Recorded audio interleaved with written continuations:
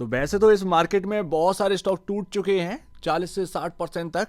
But यहाँ पर अगर आप बात करेंगे रिटेल का favourite sector energy, and energy में ग्रीन एनर्जी, तो यहाँ पर आप बात करेंगे इसी स्टॉक के बारे में, केपीआई ग्रीन एनर्जी, जो कि आज की डेट में 3 महीने के हिसाब से -28.69% का नेगेटिव रिटर्न है। बट ये आधी अधूरी बात है। एंड इसी का जो एक कॉम्पिटिटर है 534618, ये BSE कोड है, यानी कि आप स्टॉक का नाम समझ ही गए होंगे, वारी रिन्यूएबल टेक्नोलॉजीज।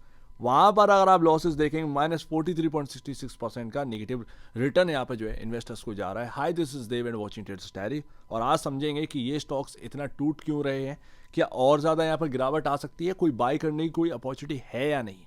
तो जैसा कि मैंने कहा कि 3 महीने के हिसाब से देखेंगे तो ये आधी अधूरी बात है। आप देखेंगे तो 740 के अराउंड इस स्टॉक का हाई है, एंड वहां से ये स्टॉक टूटता है 310 रुपए के आसपास का लो लगाता है, एंड उसी के आसपास घूम रहा है।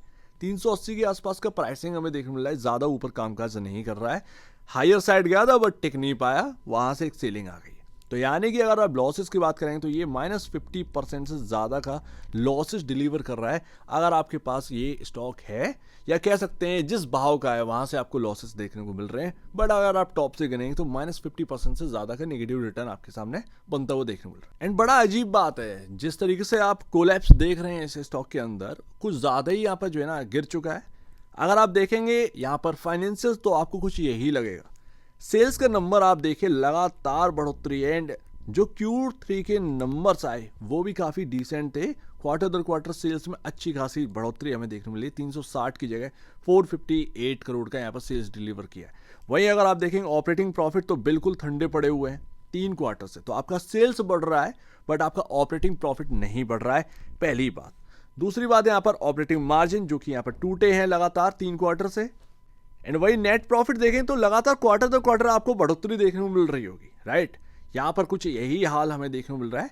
बट ज़्यादा यहाँ पर कुछ चीज़ें वो समझ से बाहर है, जैसे कि ऑपरेटिंग प्रॉफिट का यहाँ पर जो है ना टूटना, तो एक लग रहा है कि कुछ मैनेजेबल पॉइंट्स यहाँ पर रहे हैं, जिसकी वजह से नेट प्रॉफिट जो है वो ठीक ठाक आपका क्वार्टर दर क्वार्टर बड़े बेसिस पर बढ़ा है, बट आपका ऑपरेटिंग प्रॉफिट नहीं बढ़ा है। तो ये बात यहाँ पर जो है ना याद रखनी है। कहीं ना कहीं एक नेगेटिव पॉइंट यहाँ पर ये बन जाता है, लेकिन ये आधी अधूरी बात है। उसको भी जरा पूरा करते हैं तो फाइनेंशियल इंडिकेटर से जरा समझते हैं। दरअसल यहाँ पर जो गिरावट आई है, जो मैंने आपके सामने इसका कॉम्पिटिटर का स्टॉक रखा वारी रिन्यूएबल टेक्नोलॉजीज लिमिटेड, उसके अंदर जो फॉल आया है आप यकीन नहीं मानेंगे, वो 48% का दिखा रहा है, 43 या 44% का वगैरह वगैरह। बट अगर आप टॉप से देखेंगे तो वो 3000 रुपए का स्टॉक था, एंड ये स्टॉक भी उतना ही मतलब वैल्यू मिल रही थी, ऐसा नहीं है। हालांकि आपसे आगे वारी टेक्नोलॉजीज निकल चुका था, राइट। तो वो 3000 वाला आज की डेट में 800 रुपये देखने मिला। उसका रव ऑफ इम्पैक्ट जो है वो केपीआई पर आया है सीधा, क्योंकि इसी सेक्टर की सेम कंपनियां। मैंने आपसे एक बात बोली थी कि ये वारी रिन्यूएबल और ये केपीआई ग्रीन एनर्जी ये जो टॉप पर चल रहे हैं। हालांकि केपीआई ग्रीन एनर्जी का जो एक प्राइस टू बुक वैल्यू है वो वारी से काफ़ी ज़्यादा बेहतर था। वारी टेक्नोलॉजीज बहुत हाई वैल्यूएशन पर चल रहा था कंपेयर टू केपीआई टेक्नोलॉजी, लेकिन क्या करें यहाँ पर सेक्टोरियल बेसिस पर अगर आप देखेंगे तो वो स्टॉक जो टूटा है ना बुरी तरीके से, उसका रव ऑफ इम्पैक्ट यहाँ पर पड़ गया। अब बुक वैल्यू अगर आप देखेंगे तो कुछ ज़्यादा नहीं लगेगी, 7 टाइम ही तो था। 7 टाइम यहाँ पर जो है आपका प्राइस टू बुक वैल्यू चल रहा था। अब यहाँ पर आपका 3.60 टाइम हमें देखने को मिल रहा है। चलो ठीक है भाई, बात खत्म होती है। बट यहाँ पर ये किस सेक्टर से बिलोंग करते हैं लोगों ने, प्रॉब्लम क्या है कि यहाँ पर ना समझा के थक गए। बट ग्रीन नाम पर जो है हाइप बना रखी थी। अब ये करते क्या है भाई, ईपीसी कंपनी है ये, आपका सोलर पैनल बनाने वाली कंपनी नहीं है। जबकि आज की डेट में जो नीड थी मार्केट की वो सोलर कंपनियों की नीड थी, तो आप सोलर पैनल वाली कंपनियों से ज़्यादा वैल्यू आंक रहे थे। जबकि आते आप किसमें, इंजीनियरिंग के अंदर। तो यहाँ पर आप एक तरीके से कंस्ट्रक्शन कर रहे हैं, आप उसी में आते हैं भाई। आपका वैल्यू इतना ज़्यादा इंक्रीज हो गया कि लोग समझ ही नहीं पा रहे थे कि करना क्या है, बात इतनी सी आ जाती है। तो ये जो हुआ है ना, ये सब ये वारी टेक्नोलॉजीज हुआ, ये वगैरह वगैरह, ये सब हाइप के चलते हुआ, सिर्फ और सिर्फ एक हाइप। आपका बिजनेस ठीक है कि भाई चलो ठीक है, यहाँ पर जो है मान लीजिए आप सोलर पैनल बेच रहे हैं, वहीं पर आपके सामने खरीदार आया, उसने सोलर पैनल बाई किया भाई, 5 लाख रुपए पे किए।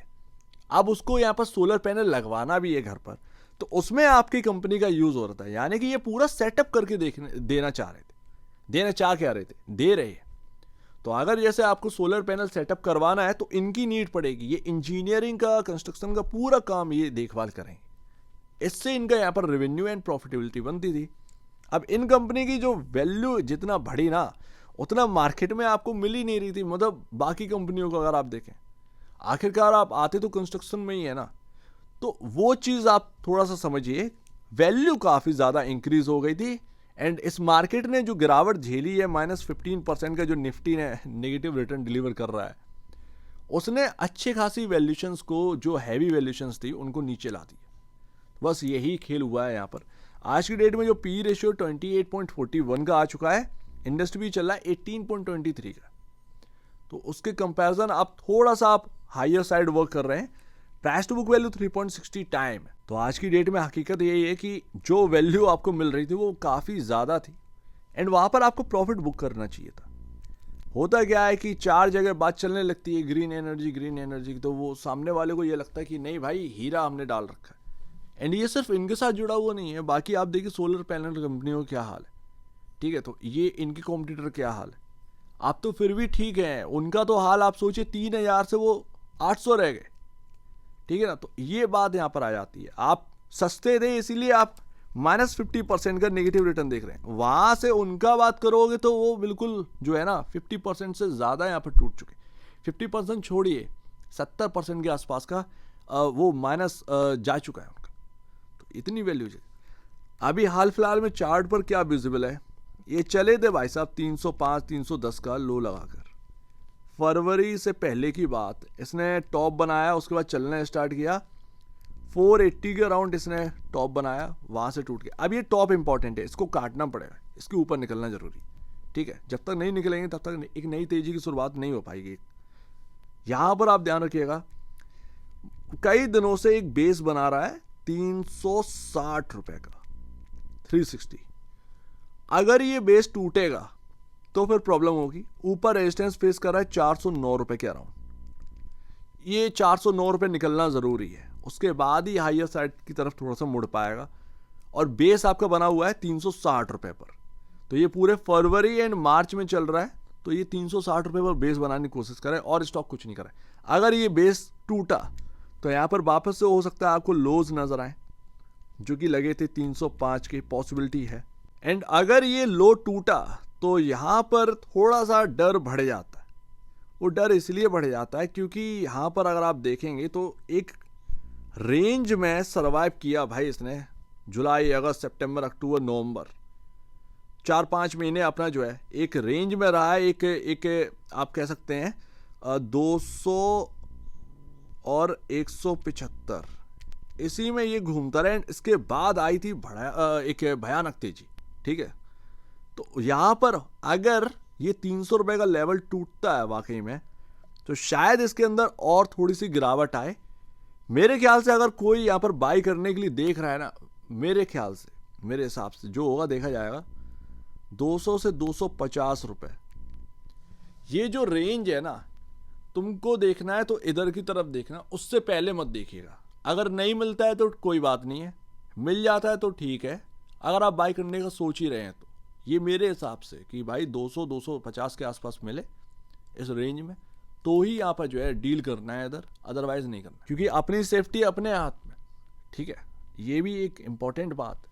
आप कमा रहे हैं साल का जो नेट प्रॉफिट कर रहे हैं, वो आप कर रहे हैं ऑलमोस्ट 200 करोड़ रुपए का।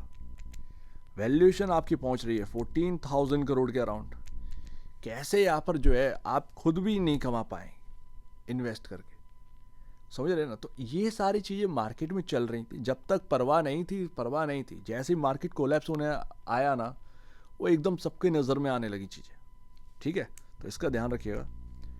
बाकी मूविंग एवरेज जो है वो आपका देखने को मिल रहा है ऑलमोस्ट 420 के अराउंड, 420 के अराउंड ये आपका मूविंग एवरेज। ये धीरे धीरे नीचे भी आएगा, जब तक आप इसको क्रॉस नहीं करेंगे, इस मूविंग एवरेज के ऊपर की क्लोजिंग नहीं मिलेगी, तब तक तो पॉजिटिविटी आनी ही नहीं है।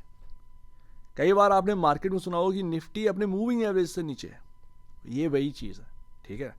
तो इसके नीचे आप कामकाज कर रहे हैं। बाकी 360 से अगर घूमता है तो वो ऊपर जाएगा, तो यहाँ पर जो है मूविंग एवरेज आपका है। अगर वो एक बार मूविंग एवरेज निकलना स्टार्ट किया, उसके ऊपर यहाँ पर क्लोजिंग मिलना स्टार्ट हुई, तो आपके लिए बहुत ही पॉजिटिव कहीं ना कहीं हो सकता है। लेकिन मेरा मानना यही है कि भाई जहाँ तक है आपको 200-250 के रेंज में मिले, आपको बहुत मन है बाई करने का, नई खरीदारी करनी है, नई जगह बनानी, तो आप उधर ही करिएगा। बाकी जो होल्ड कर रहे हैं बॉस, यहाँ 360, ये 300, ये जो लोज है ना, ये काफ़ी इंपॉर्टेंट है। यहाँ से अगर आप चल पड़े तो ठीक है, अदरवाइज अगर आया तो थोड़ी सी गिरावट है। लेकिन जहाँ पर आपने 500 या 800 रुपये पर बाई कर रखा है, ये काफ़ी ऊंचे लेवल पर बाई कर रखा है। 800 नहीं, सॉरी, 700 के बिलो या 600 के आसपास आपने बाई करा है, ये बहुत हाई लेवल है।